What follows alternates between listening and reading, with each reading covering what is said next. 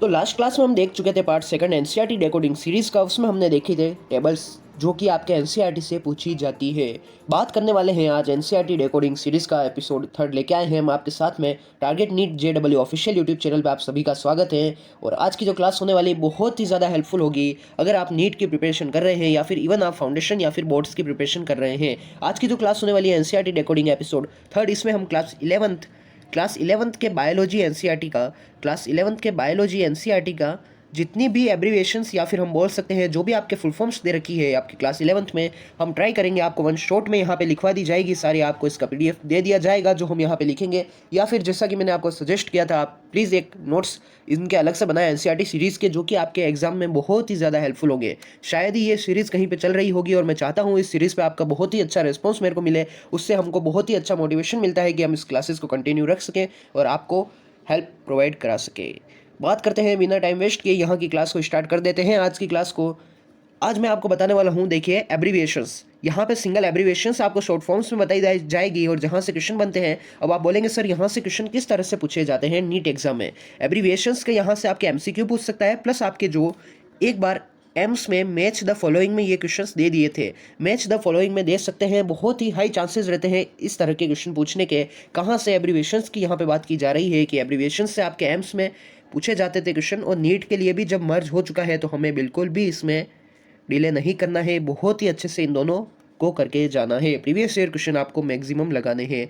मैं बार बार आपको बोलता हूँ प्रीवियस ईयर क्वेश्चन आप जितने करेंगे उतना ज़्यादा आपको बूस्ट मिलेगा आपकी प्रिपरेशन में। और आज की जो क्लास होगी इसको स्टार्ट करते हैं बिना टाइम वेस्ट किए। आप सभी अपने नोट्स खोल देंगे, मैं आपको यहाँ पे लिखवा रहा हूँ, उसी तरह से आप लिखेंगे और क्लास के बाद में आप उसे रिवाइज करेंगे। एक एक पॉइंट आपके क्लियर हो जाएगा।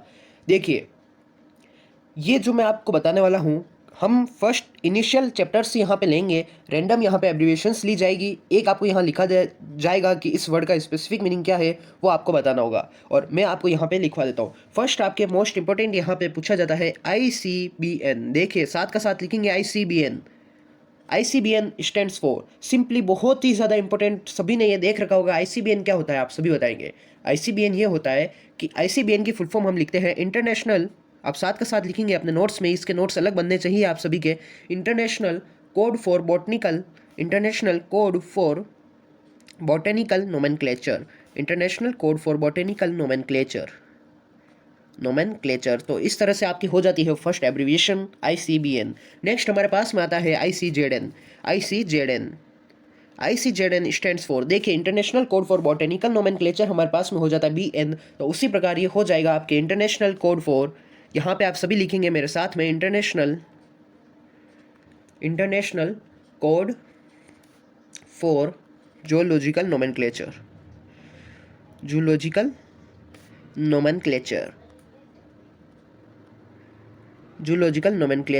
नेक्स्ट हम देखते हैं ICBN के बाद में आपसे यहाँ पूछा जाएगा NBRI की फुल फॉर्म क्या होती है, नेशनल बॉटेनिकल रिसर्च इंस्टीट्यूट। यहाँ पे आप लिखेंगे नेशनल बॉटेनिकल रिसर्च इंस्टीट्यूट। ये बहुत ही ज़्यादा हेल्पफुल फुल फॉर्म्स होगी, ये बहुत ही ज़्यादा हेल्पफुल क्लास होने वाली है आपके लिए।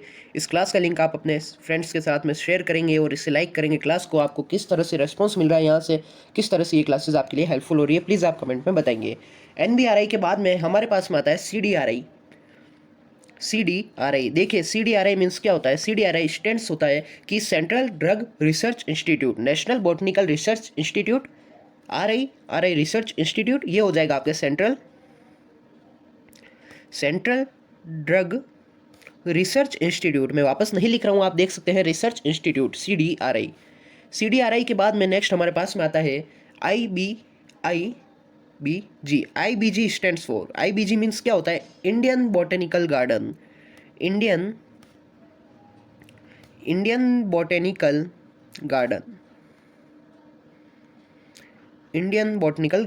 IBG। नेक्स्ट आप IBG के बाद में लिखेंगे PSTD। देखिए PSTD मीन्स क्या होता है, ये होता है आपके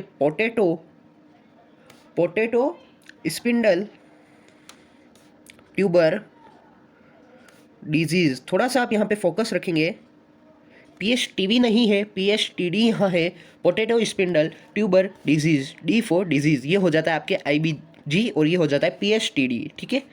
इसके बाद में नेक्स्ट हमको देखना है यहाँ पे PHTD के बाद में आप देखेंगे PPLO। PPLO स्टैंड्स फॉर, आप सभी जानते हैं PPLO मीन्स क्या होता है, pleuro pneumonia like organism mycoplasma जिसे बोलते हैं pleuro pneumonia like organism, pleuro pneumonia like organism PPLO। बहुत ही ज़्यादा इजी, बहुत ही ज़्यादा इंपॉर्टेंट। ठीक है, PPLO के बाद में एक आपको यहाँ दे रखा होता है, इस तरह से ब्रैकेट दिया होता है और यहाँ पे आपको कुछ भी XYZ या फिर हम बोल सकते हैं S दे दिया है जैसे कि, तो यहाँ क्या हो जाता है, S का मीनिंग कि S जो है इसको बोला जाता है कंसंट्रेशन ऑफ सबस्ट्रेट, यहाँ पे S मीनिंग सबस्ट्रेट है। अब बात सुने आप, अगर कोई ब्रैकेट दे रखा है, एक जनरल में आपको बता रहा हूँ, बहुत ही ज़्यादा हेल्पफुल है कि जनरल वे में क्या है कि अगर ये ब्रैकेट बाहर की तरफ दे रखा है, यहाँ कुछ भी लिखा हुआ है अंदर, ब्रैकेट के इनसाइड वे में अगर आपके A लिखा हुआ है, /B लिखा हुआ है, /C लिखा हुआ है, तो इनकी कंसंट्रेशन हो जाएगी, मीन्स ब्रैकेट स्टैंड्स फॉर, यहाँ पे आप लिखेंगे ब्रैकेट करके कंसंट्रेशन।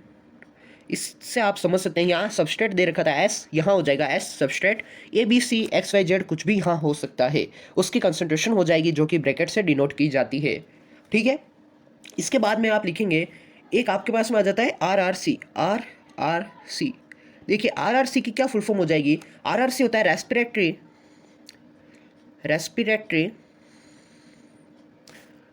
Rhythm centre. ठीक है, RRC respiratory rhythm centre. RRC किसको बोला जाता है आप जानते हैं, ब्रेन के किस पार्ट को, या फिर हम बोल सकते हैं मेड्यूला। देखिए मेड्यूला को बोला जाता है RRC, जहाँ पे आपके रेस्पिरेटरी रिदम सेंटर प्रेजेंट होता है, ये यहाँ पे आपको ध्यान रखना है। ठीक है, RRC के बाद में हमारे पास में एक वर्ड आता है GFR stands for glomerular filtration rate. यहाँ आप लिखेंगे ग्लोमेरुलर फिल्ट्रेशन रेट GFR। इसके बाद में आप लिखेंगे JGA आप सभी जानते हैं, JGA stands for juxta glomerular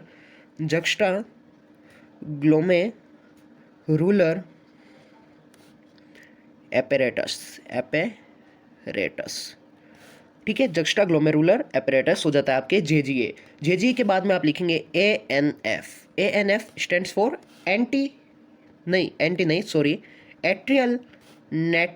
नाट्रियूरेटिक factor.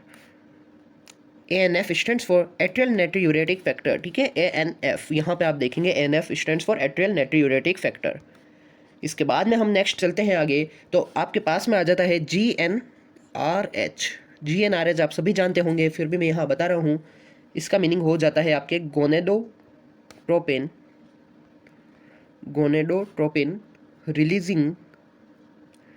Releasing hormone. ठीक है, ये गोनेडोट्रोपिन रिलीजिंग हार्मोन हो जाता है GnRH आपके। इसके बाद में नेक्स्ट आपके पास में आ जाता है GH, सभी जानते होंगे GH सिंपली हो जाता है आपके growth hormone stands for GH के बाद में आप देखेंगे PRL, ये हार्मोन्स वाली बात चल रही है यहाँ पे, क्लास 11 से हम डिस्कस कर रहे हैं। PRL को बोला जाता है प्रोलैक्टिन। ठीक है, प्रोलैक्टिन हो जाता है आपके PRL के बाद में हम देखेंगे यहाँ पे TSH आप सभी जानते होंगे, ये TSH होता है thyroid stimulating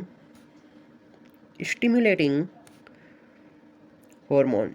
TSH thyroid stimulating hormone हो जाता है TSH के बाद में आप लिखेंगे ACTH। ये सारे इंपॉर्टेंट है, बहुत ही ज़्यादा इंपॉर्टेंट है, मैं आपको बताऊंगा कैसे क्वेश्चन पूछे जाते हैं। ACTH stands for Adreno कोर्टिकोट्रोपिक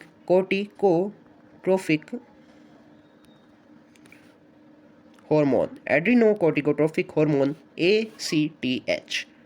ACTH।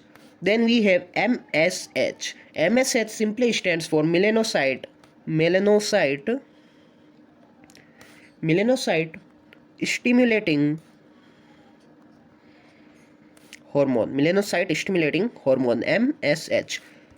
Then we have melanocyte stimulating hormone. After this we have ADH stands for antidiuretic hormone,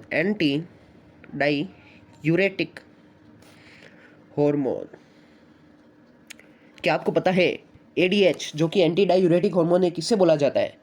anti diuretic hormone के आप ब्रैकेट में लिखेंगे यहाँ पे वैसोप्रेसिन। क्या लिखेंगे? वैसोप्रेसिन। यहाँ पे आप लिखेंगे वैसोप्रेसिन। बहुत ही ज़्यादा इंपॉर्टेंट, बहुत ही ज़्यादा इंपॉर्टेंट, ठीक है। Vasopressin. Then we have T3। T3 देखिए, T3 मीन्स क्या होता है? T3 ट्राई, फर्स्ट हम लिखेंगे 3 ट्राई आयोडो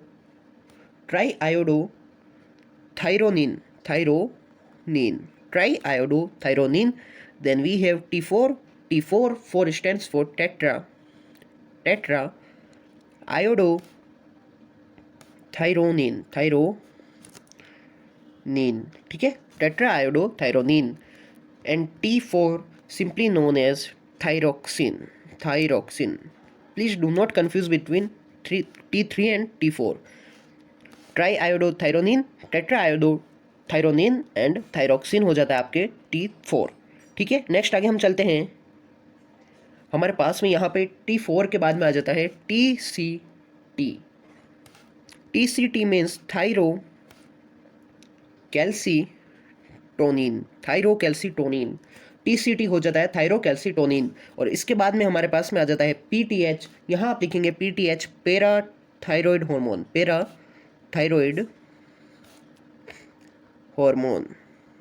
ठीक है, पैराथायरॉयड हार्मोन। और आप इसके बाद में लिखेंगे CCK, cholecystokinin. CCK stands for cholecystokinin. आप इसके बाद में लिखेंगे GIP,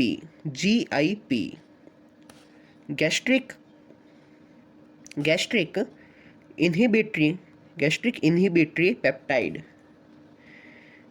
इनहिबिटरी पेप्टाइड हो जाता है आपके GIP, ठीक है। तो यहाँ पे हमने देख लिया हार्मोन्स तक। ये सारे आपके हार्मोन्स थे जो कि बहुत ही ज़्यादा इंपॉर्टेंट है। ये सारे आपके किस तरह से पूछे जाते हैं, इतने सारे हमने ये फुल फॉर्म्स यहाँ पे देखी है, अप्रॉक्स 20 से 25 यहाँ पे हम देख चुके हैं, जो कि आपकी नीट के लिए बहुत ही ज़्यादा हेल्पफुल है, मैं आपको बोल रहा हूँ कि ये जो आप NCERT सीरीज़ अगर कर देंगे तो गारंटीड आपके यहाँ से मैं बोल सकता हूँ कि क्वेश्चंस यहीं से फॉर्म होंगे, एक भी आपके क्वेश्चन यहाँ से मिस नहीं होगा। जितना मैं NCERT आपको करा रहा हूँ, जिस लेवल पे NCERT हम देख रहे हैं, जो डायग्राम्स यहाँ पे कर रहे हैं, जितने फ्लो चार्ट्स मैं आपको बनवा रहा हूँ, पर आपको क्या करना है, आपको नोट्स बनाने बहुत ही ज़्यादा कंपलसरी है। नोट्स मैं आपको अवेलेबल करा सकता हूँ। नोट्स अपलोडिंग हमने अभी कुछ टाइम से रोक रखी है, बिकॉज यहाँ पे सब कुछ आपको दे दिया जा रहा है, साथ में पढ़ाया जा रहा है, साथ में लिखाया जा रहा है।